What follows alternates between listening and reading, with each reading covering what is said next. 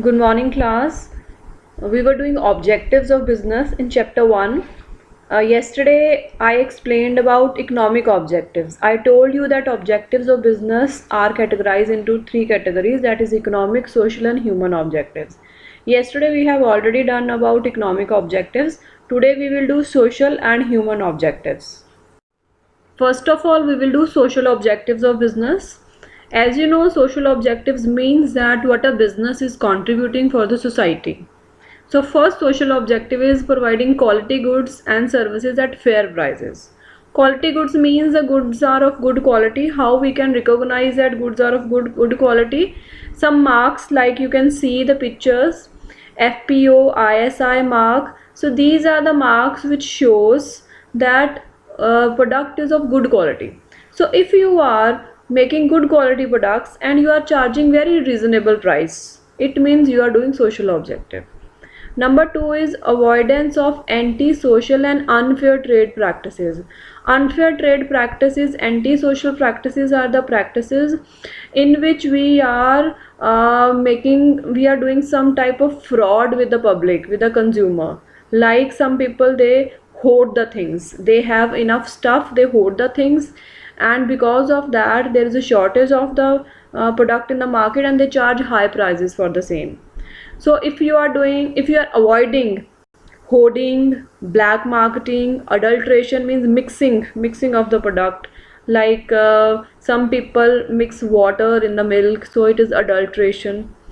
And making false claims in advertisement. False claims means you are saying that we have product has this features or that feature, but actually product is not having such type of features. So if you are avoiding such type of activities, means you are true to the consumer and the society.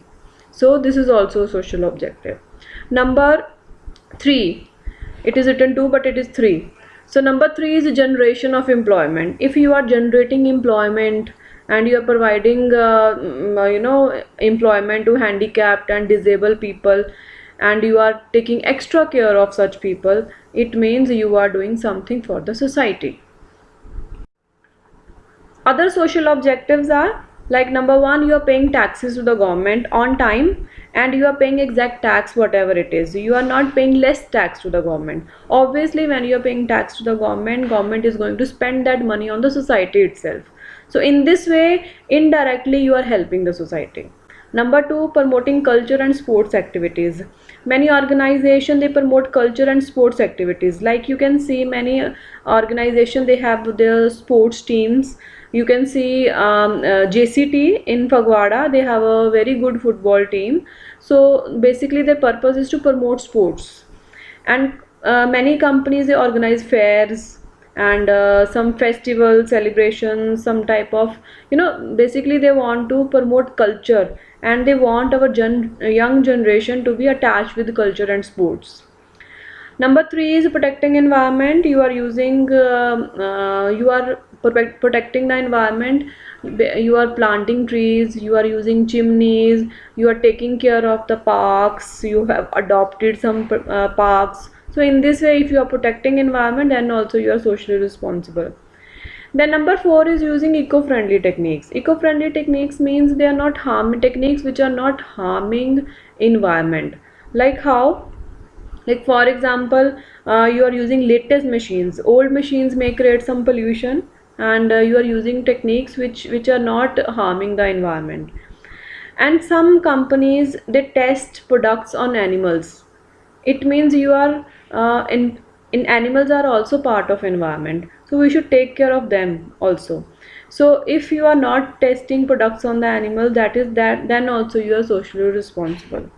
So if you are doing all these things, it means you are these are your social objectives, and you are socially responsible towards the society. Now we will do human objectives. Human objectives are also known as individual objectives. Human objectives means what you are doing for the human resource, the workers, the employees, those who are working for you. So what you are doing for them. So individual objectives include the following objectives. Number one, to provide healthy and safe working conditions. Working conditions means that where the actual work is done. So if they are healthy and safe, means there is a proper ventilation, proper lighting, and you are providing them safety equipments like gloves, like helmet, earplugs if the environment is noisy. So if you are taking care of all these things, it can be your individual objective. Number two, to pay fair and competitive salaries and perks. So if you are paying them wages and salaries according to the work done by them and according to the norms. So if you are paying them fair, it means it can be your human objective. Number three, to provide opportunity for personal growth and development of the employees. So if you are taking care of their development and growth by providing them time to time trainings. So how we can make them learn new things by providing them time to time training. So if you are doing this, then also it can be your human objective. And it is very important that an employee should learn something new after some time in your organization. Number four, to provide reasonable security of services. Every employee, those who are working for you, they need security in the services, so you can provide them security by providing them some job contract, so that they can feel secure while working with you. Number five, to provide various financial and non-financial incentives in order to motivate the workers. So if the workers are doing good, you should motivate them by providing financial and non-financial incentives. Financial incentives like you are giving them bonus, some commission or salary hike. Non-financial incentive, you are giving some positions, and you are giving them freedom to work. So financial and non-financial incentives are also very important. So this also can be your human objective.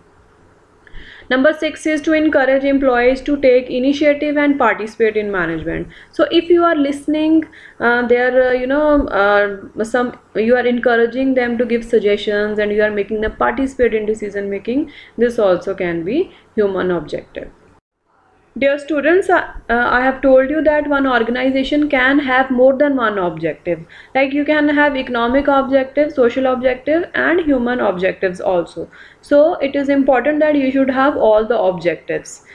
Now the homework is write and explain each of the social and human objectives of your choice.